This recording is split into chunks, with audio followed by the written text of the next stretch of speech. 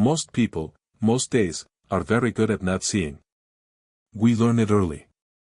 We walk a little faster past the thing that might ask something of us, and we call it being busy. This is a story about the afternoon a whole city forgot how to keep walking. And it begins with a girl, a blanket, and a price no one wanted to pay. Only $10 a painting. Heather Bennett lifted a small canvas above her shoulder and called it out again into the cold. The wind came up Marlowe Street off the Savannah River, sharp and damp, and a few heads turned. Most kept moving.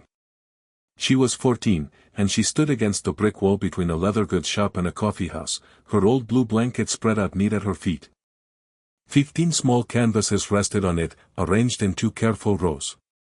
She had painted every one of them late at night, in the corner of her bedroom, after the house went quiet, using the last good brushes a woman named Sister Ruth had given her years before. Beside the paintings sat a piece of cardboard, lettered in blue marker. Paintings for St. Agnes Children's Home. $10 each. An older couple slowed, and Jada smiled up at them. Good afternoon. They say are all hand-painted. Every dollar goes to St. Agnes Children's Home. The woman paused. You painted all of these yourself? Yes, ma'am. Heather lifted one canvas, gently. This one's called One More Place. It's a child setting an extra spot at the table, for a family that hasn't come yet.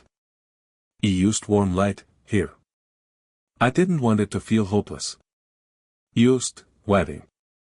The woman turned it over in her hands. Her husband leaned in, frowned it, and looked at the sign. $10, he said. Yes, sir. For something this small. Heather kept her voice even. Small enough to carry home.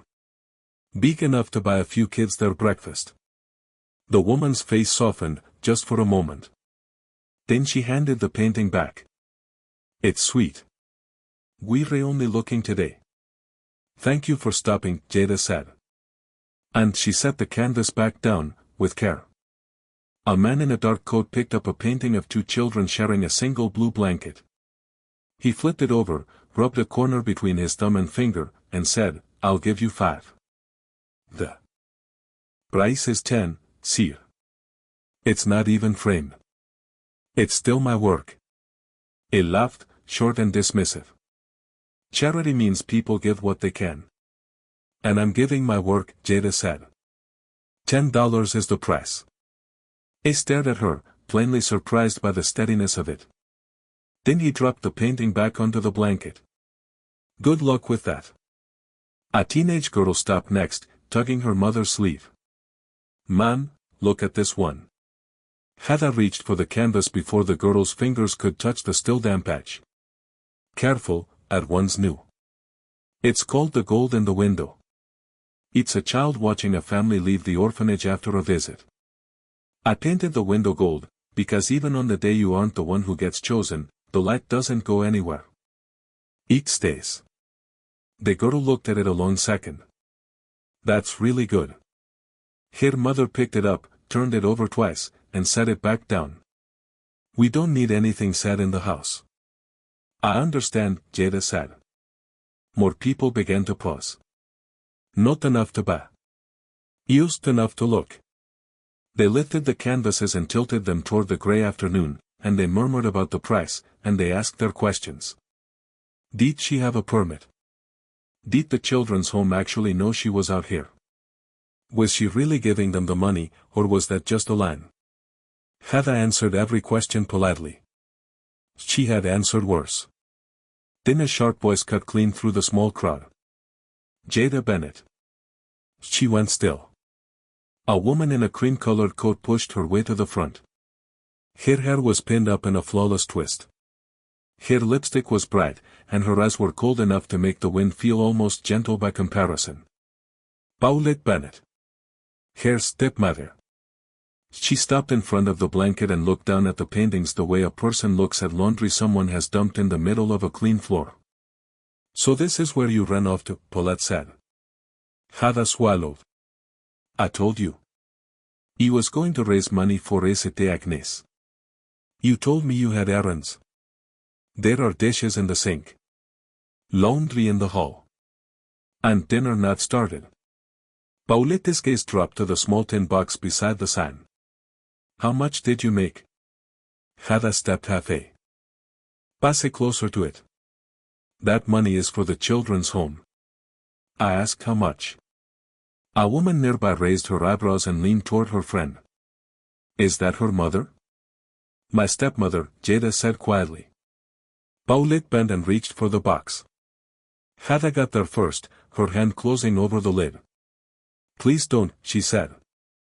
Paulette's smile did not reach her eyes. Don't embarrass me in public.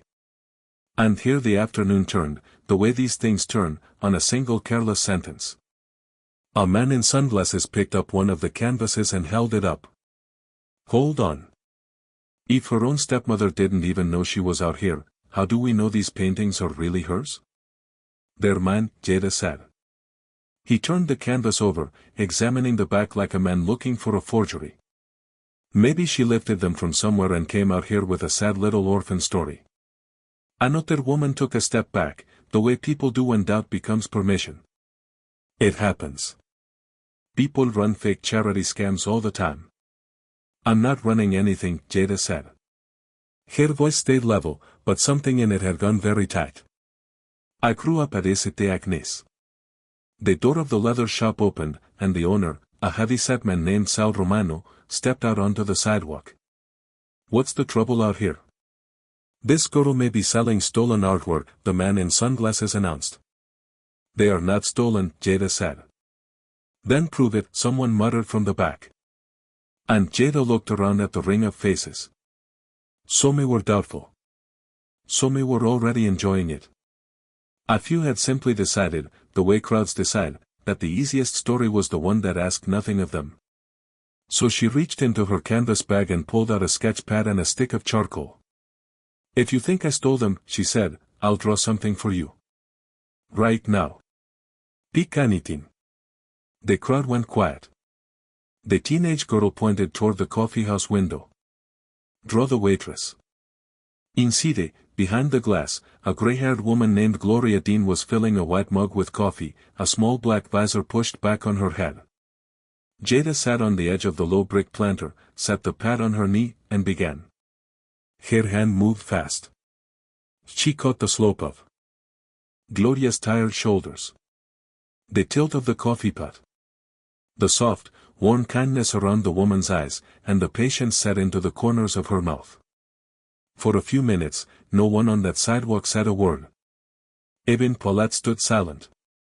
Then Jada turned the pad around. The teenage girl breathed it out. Ma'am. That's her. Gloria Dean came to the coffeehouse door, wiping her hands on her apron. She looked at the sketch, then at the girl who had made it. Well, Lord have mercy, she said. That's better than my driver's license. A few people laughed, softly. The man in sunglasses looked away. Could have been luck. Hada stood up. I'll draw you next. It did not answer. Paulette had heard enough. Enough. Back this up. Jury coming home. No. The word came out before Jada could soften it. It surprised even her. Paulette's face hardened. Excuse me? That money isn't yours, Jada said, and now her voice shook, but it did not stop. These paintings aren't yours. And St. Agnes isn't some story I made up to get attention. You live under my roof. I was adopted by Howard and Loretta Bennett. Hada's chin lifted. Loretta taught me how to give. Howard taught me how to stand up straight. You don't get to take either of those from me. The crowd shifted again, and something in the air had changed. The same people who had been so ready to doubt her were watching now as if they were seeing her for the first time. And before Paulette could answer, the people at the edge of the sidewalk parted. A tall man in a charcoal wool coat came through the opening, slowly. Not with the rushed curiosity of someone chasing a scene, but with the unhurried calm of a man long used to crowds making room when he walked. Sal Romano straightened on instinct. Mr. Vance. A whisper traveled through the gathering. That's Richard Vance. The Vance behind the whole riverfront development. The Billionaire. Richard Vance let his eyes move once across the gathered faces. Then they settled on the girl. Not on the paintings first. On her. On the charcoal still smudged across her fingers. On the way she stood planted between the blanket and the tin box, as if she meant to defend both with her body. If it came to that. What's happening here? He asked. The man in sunglasses finally shrugged. Folks are trying to work out whether those paintings are actually hers. Richard looked at Jada. Are they? Yes, sir, she said quietly. Paulette folded her arms and produced a tight, social smile. Mr. Vance, this is only family business. Hada has a habit of running toward attention instead of responsibility. Richard's gaze flicked to Paulette for the length of a heartbeat, then went back to the blanket. He crouched down beside it, careful not to set a knee on the edge. One painting held him longer than the others. A crowded bedroom. 6 bunk beds. A small child sitting awake on the floor in the dark, holding a worn stuffed rabbit, while a band of moonlight stretched across the floorboards. And in the corner, beneath the window, a tiny battered paint box. What do you call this one? He asked. Hada swallowed. The room that never sleeps. Richard looked up, slightly. Why that? Because some rooms in an orphanage never really go quiet, she said. Children whisper. Some of them cry, but quietly, so the others won't hear. Some of them just lie there listening for footsteps in the hall, hoping somebody came back for them. And the paint box, Richard said. In the corner. Hada looked at her own work. That part matters to me most. Why? Because when I lived at Cité Agnes, drawing was the only thing that ever made that room feel less lonely. Something moved in Richard Vance's face. He did not say what. Behind him, Paulette gave a short, light laugh. She always knows how to make a story sound dramatic. Richard rose, slowly, and turned to face her. Did she paint these? Paulette hesitated. Half a second too long. She likes to doodle.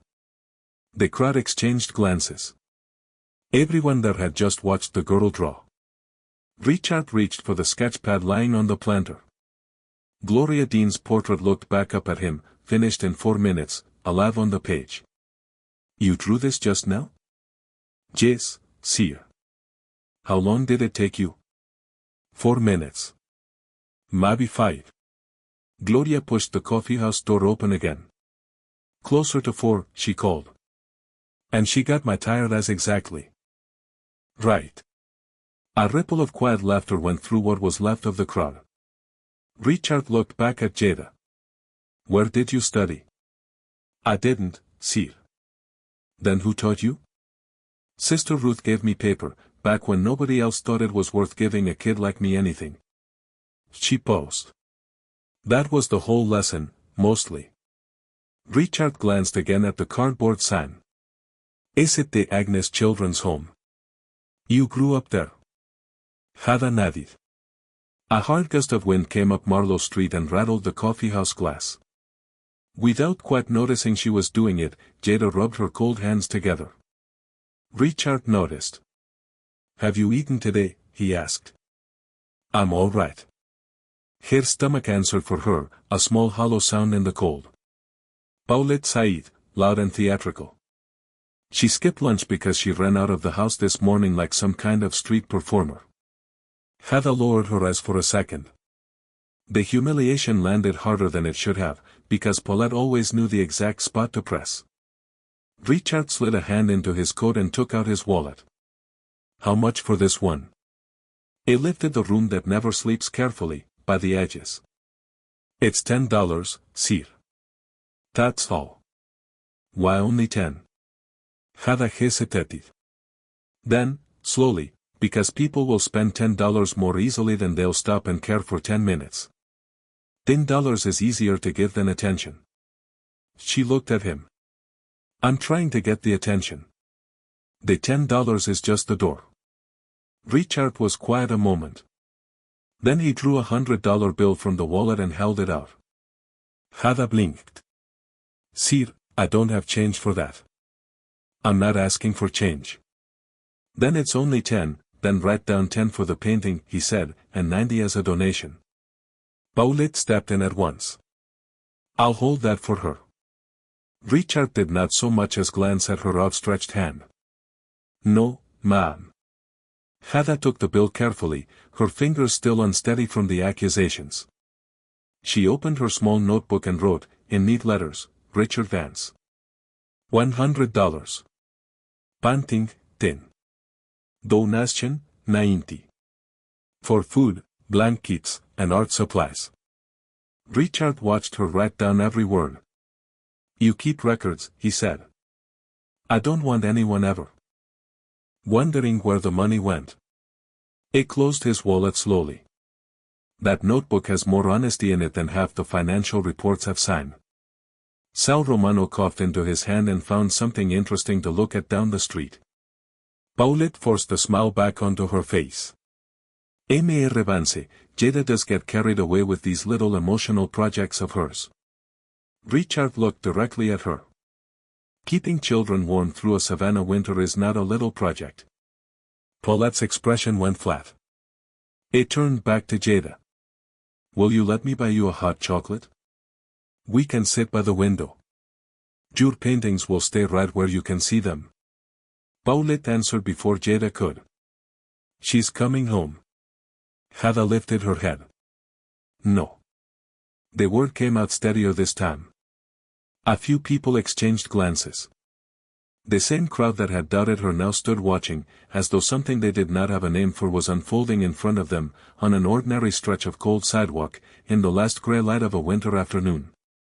Gloria Dean opened the coffeehouse door wider. Come on in, honey, before your hands turn to ice. Heather bent and straightened the paintings on the blanket one last time. And she noticed something strange as she did it. Nobody touched them now. Nobody reached down to flip one over, or test a corner, or weigh it against the press. The same hands that had pawed at her work 20 minutes earlier stayed at people's sides. Paulette stood a few feet off, furious and embarrassed in roughly equal measure. You're making a mistake, she muttered. Heather looked at her for a long moment. Maybe, she said softly. But at least it'll be mine. Then she followed Richard Vance into the warmth, while the cold river wind swept up Marlowe Street and lifted the edge of the blue blanket like a small flag that refused to fold. Inside, the heat wrapped around her all at once. After hours in the wind, even the smell of coffee and warm bread felt almost unreal. Gloria steered them to a small table by the front window. You sit right there, where you can keep an eye on your paintings. And don't you argue with me about the hot chocolate. It's already coming. Thack. You, Jada murmured. Richard waited until she had sat before taking the chair across from her. It rested the room that never sleeps against the wall beside the table, upright, leaning, the way you set down something you intend to keep, not something you bought on a whim. Gloria came back with a tall mug crowned in whipped cream and set it gently in front of Jada. You need real food too, honey. Soap's coming. Oh, I can't pay for it, then it's a good thing I didn't ask. Gloria glanced at Richard. You're the reason half this street suddenly remembered it has a conscience, aren't you? Richard gave the faintest smile. I don't think they'd care to hear it put that way. Truth doesn't stop being true just because it stings, Gloria said, and walked off before either of them could reply. For a moment Jada simply held the mug in both hands, letting the warmth sink into her fingers. Richard watched her quietly. Not the way some wealthy men watch a person they have already decided to rescue. The way someone watches when he is still listening, still deciding what actually matters. You really grew up at St. Agnes, he said. From 6 until I was 12. Then Howard and Loretta adopted me. Her voice softened on the second name. Loretta passed 2 years ago. Richard's expression changed. I'm sorry. She was kind. The kind of person who remembered the small things. That I hated peas. That I loved cinnamon toast. A faint smile. She used to say, if a child trusts you enough to tell you what scares them, you treat that like something holy. Richard leaned back. She sounds wiser than most of the people I take meetings with. A small laugh escaped Jada before she could stop it. It startled her enough that she looked embarrassed right after. That's the first time you've smiled since I walked up, Richard said.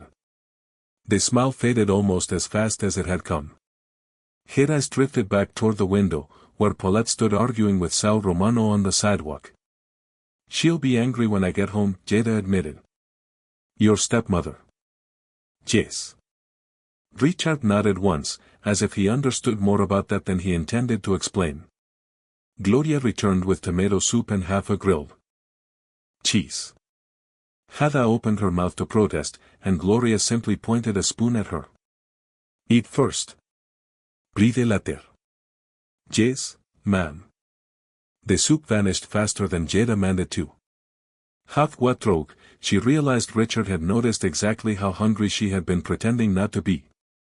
You don't take care of yourself, he said quietly. She looked uncomfortable. The kids at Isite Agnes need things more than I do. That answer worries me more than it impresses me. She blinked at him.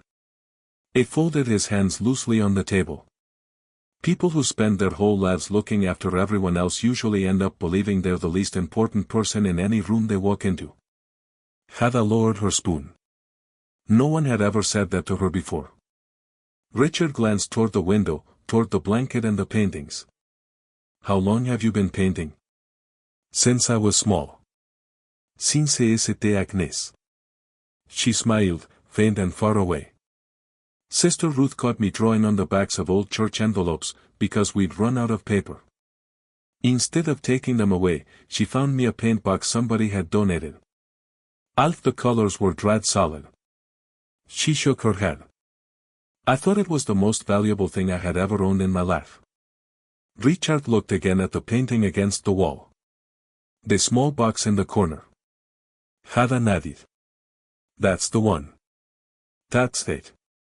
The coffeehouse had grown quieter around them, the late crowd thinning, leaving only the low clink of dishes and the murmur from the counter. Richard studied her a few seconds before he spoke again. Tell me honestly. How bad is Isite Agnes right now? Heather hesitated. Worse than Sister Ruth lets on, she said finally. Too many children, not enough beds. The roof leaks upstairs when the rain comes hard. So many of the little ones are sharing winter coats this year, because the donations dropped. She paused. Last week, Mabel asked me whether crayons counted as school supplies or toys. Because she didn't want to be the reason they wasted money on the wrong thing. Who's Mabel? She's 6. Heather's smile turned sad. She sleeps with one sock on. She lost the other one and won't tell anybody, because she doesn't want the staff spending money. Replacing it. Richard looked away, briefly, toward the window.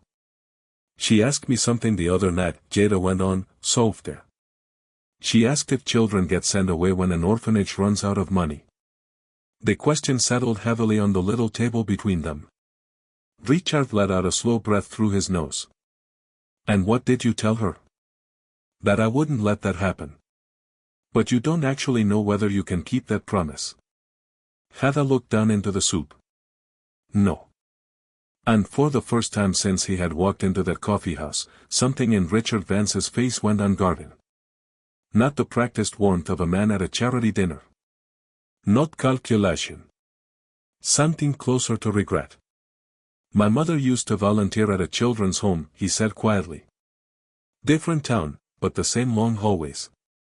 The same smell of cafeteria trays. A faint, distant smile.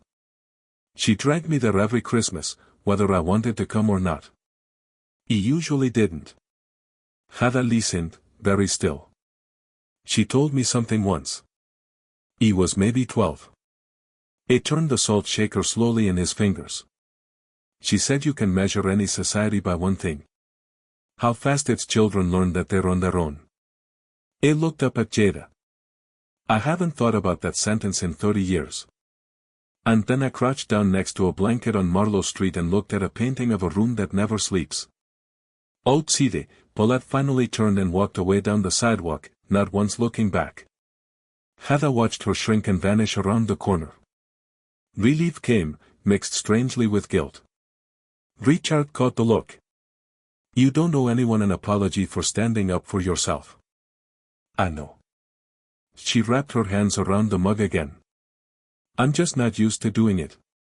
He reached into his coat, took out a business card, and slid it gently across the table. I'd like to come see Isite Agnes tomorrow, he said. Jada looked at the card but didn't pick it up yet. You don't have to decide right now, Richard added. And I'm not asking to bring anyone. No cameras. No reporters. No photographs of me handing a child a check. You really want to see it? Yes. Why? He says moved, just for a second, to the painting. Leaning against the wall. Because that room you painted, he said. Nobody paints loneliness that exactly, unless they lived inside it.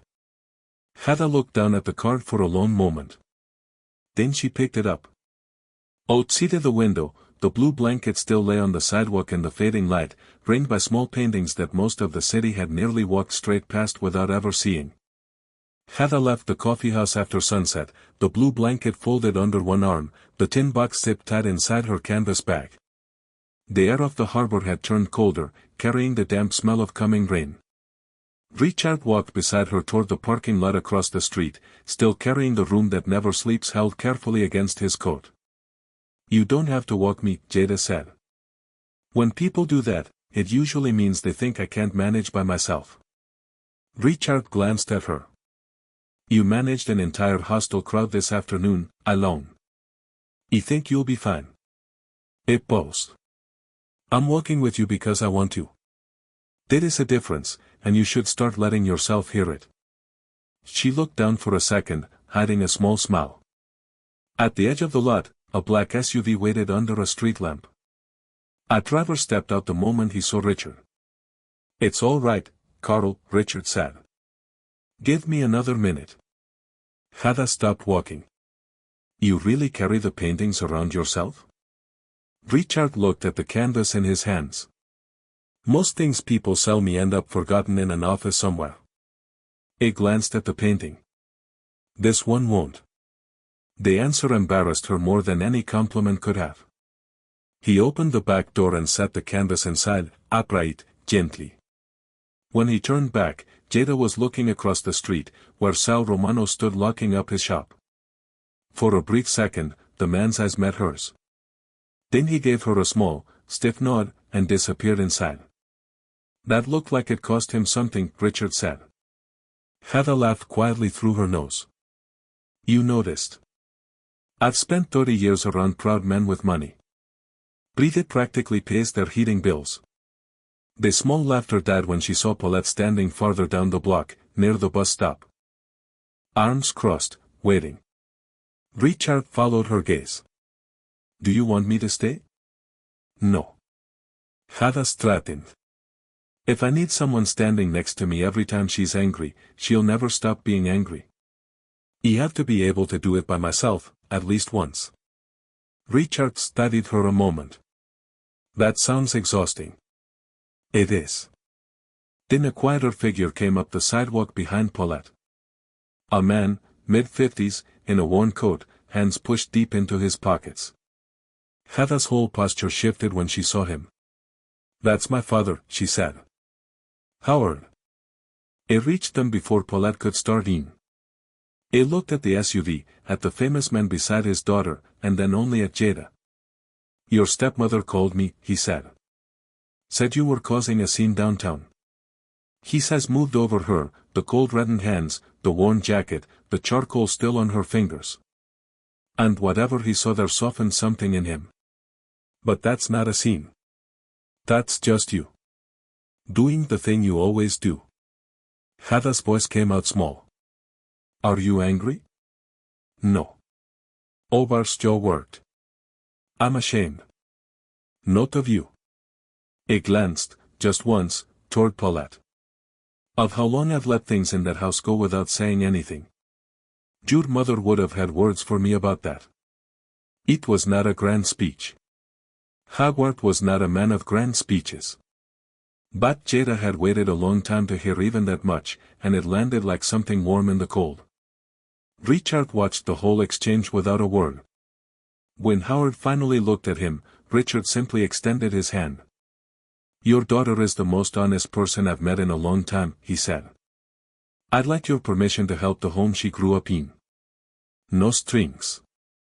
No press." Howard shook the hand slowly. "She doesn't need much help being good," he said.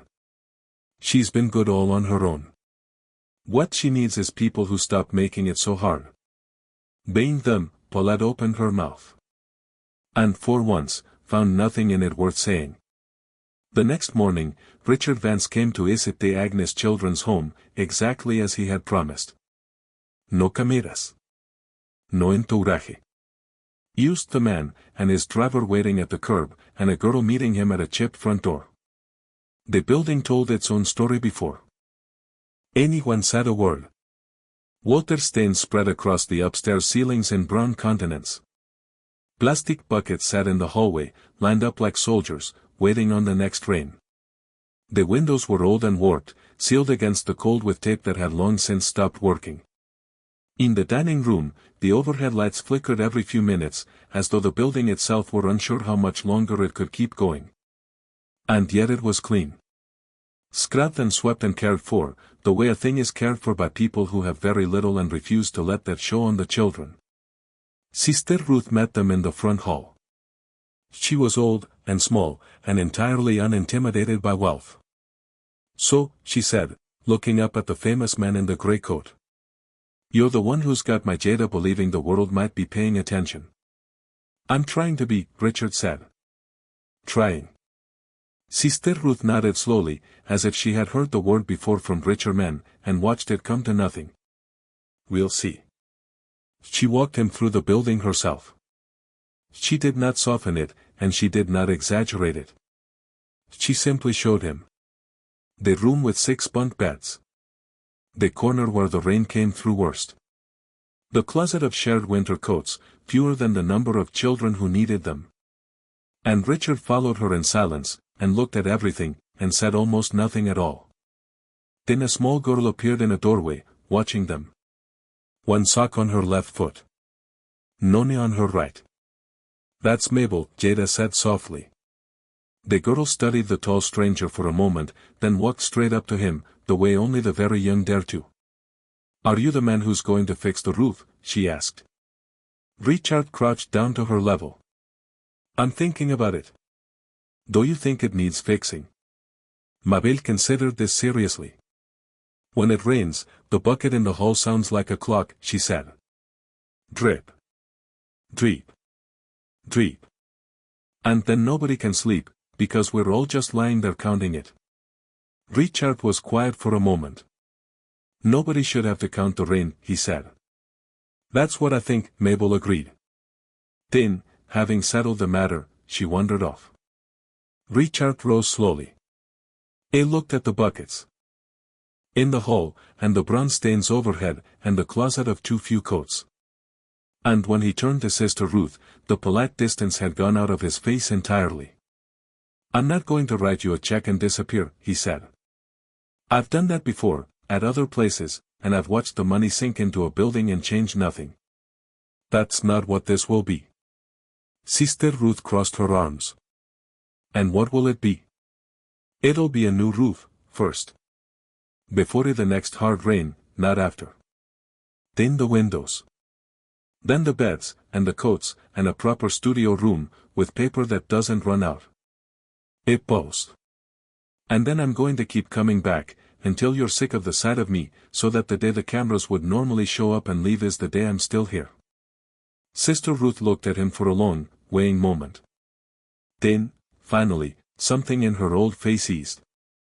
"Well," she said. "We'll see about the sick of you part." But she was almost smiling. He kept the promise in order, the way he had said it. The roof came first. A crew arrived within the week, and the buckets in the hallway were carried out to the curb, and for the first time in years a hard Savannah rain rolled across St. Agnes and ran off it like water is supposed to, Instead of finding its way in, the children gathered at the upstairs windows that first stormy night and watched the rain not come through the ceiling, and a few of them clapped, which is a strange and wonderful thing, to clap for a roof. Then the windows. Then the warped floors, leveled at last, so the beds stopped leaning. Then a real studio room, with a long table and good light and shelves of paper that did not run out, and a sign on the door that Mabel insisted on lettering herself, in marker, slightly crooked. And Richard Vance did the thing he had said he would do, the thing the cameras never stay for. It kept showing up. It came on ordinary Tuesdays when nothing was being unveiled. He learned the children's names, and which of them were shy, and which of them would talk his ear off about dinosaurs. He let Mabel give him a drawing once, a picture of St. Agnes under a fat yellow sun, flowers along the front steps, children waving from every window, and a tall man in a grey coat standing by the door holding a hammer bigger than his head. "You made me bold," Richard said, studying it. Mabel gasped. "That's your hair." The room came apart laughing. And Richard laughed too, fully, the way a man laughs when something locked has finally come open in him. Heather watched it from across the room. And she understood that something had changed in him since that first cold afternoon on Marlowe Street. Powerful men, in her experience, walked into a place expecting to be admired. Richard Vance had walked into this one and somehow allowed himself to be changed instead. That, she thought, was rarer than any amount of money. The studio room became hers, in a quiet way no one had to announce. After school, the younger children began drifting in to find her there, and Jada taught them the way Sister Ruth had once taught her. Not with rules. With paper, and patience, and the simple, radical idea that what a child made was worth keeping. Mabel painted the same fat yellow sun over and over, until the wall behind the long table held a whole row of them, a small private weather system of hope. And Richard, when he saw it, did not photograph it or frame it or turn it into a story for a gala. It just stood there a while, looking, and then quietly arranged for the studio to be funded for as long as the home stood, in the name of a woman named Loretta Bennett, who had taught a girl that giving was a kind of language. Heather did not learn about that part for months. He had asked them not to tell her. Word got out, the way word does in a city, slowly and then all at once. And here was the thing none of them quite expected. It was not Richard's money that moved people. It was the embarrassment of having walked past for so long. Neighbors started coming. Not reporters, not photographers, just people, carrying boxes. Books. Winter coats. Canned food. Toys. School supplies. Sal Romano delivered new boots for every child, then mumbled something unconvincing about having extra inventory, and nobody believed him, and Sister Ruth thanked him anyway. The teenage girl from Marlowe Street came back with her mother, carrying art supplies and 3 of Jada's paintings, framed now, that they had gone back and bought. Even the man in the sunglasses turned up one afternoon with cases of cereal stacked to his chin, and refused, absolutely refused, to explain himself. Savannah did not become a perfect place. Cities don't. But shame, it turns out, can move people that comfort never will. 3 weeks after that first cold afternoon, the rain came hard again, and at St. Agnes it no longer woke the children in fear.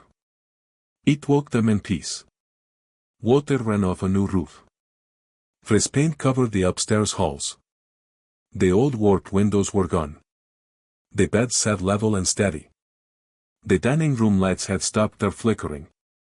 And for the first time in longer than anyone could remember, the building smelled less of mildew and more of dinner.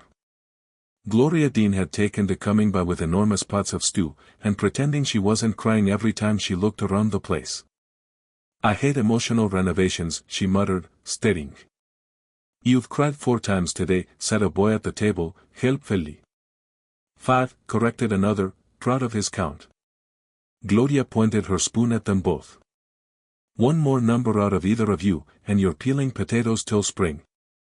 It was on an evening like that, with the December cold pressing at the new windows and the lights steady overhead, that Richard asked Jada to come outside for a minute. She frowned. "Why?" "You'll see." The children tried to follow until Sister Ruth clapped her hands once, sharply. Nobody stampedes the billionaire. But what if he needs emotional support, a boy protested. He has Carl for that, Sister Ruth said, and the driver, waiting by the door, looked genuinely wounded. Outside, the cold came up the river, and the evening lights were flickering on across the street. A small crowd had gathered near the sidewalk. Neighbors. Workers. People from the nearby shops. And there, near the curb, beneath a cloth covering something nearly 6 feet tall, stood a shape Jada had plainly not expected. She stopped walking. Richard. He looked, for the first time since she had met him, almost nervous. A few people wanted to thank you, he said quietly. For what? Nobody answered right away. Then Sal Romano stepped forward, awkward, turning his head in his hands.